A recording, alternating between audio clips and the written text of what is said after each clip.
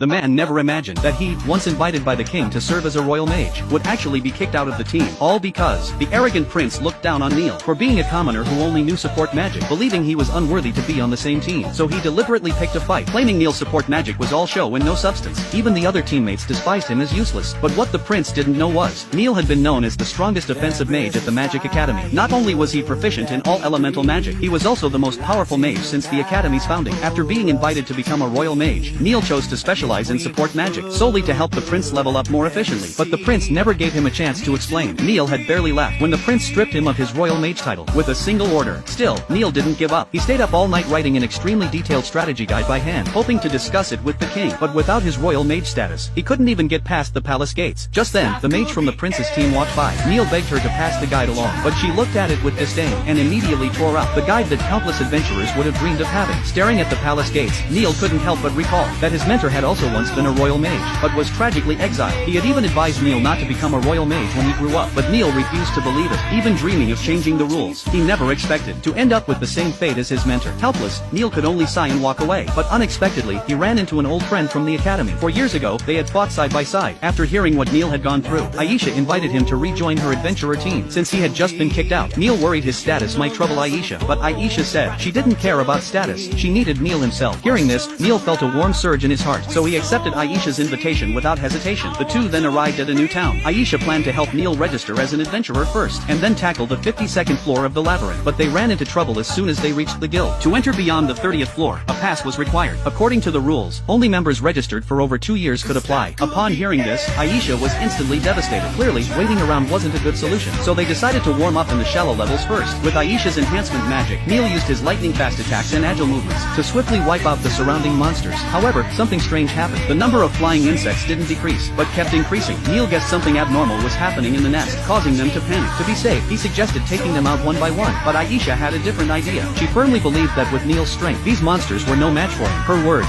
instantly awakened Neil. He was no longer the overly cautious royal mage.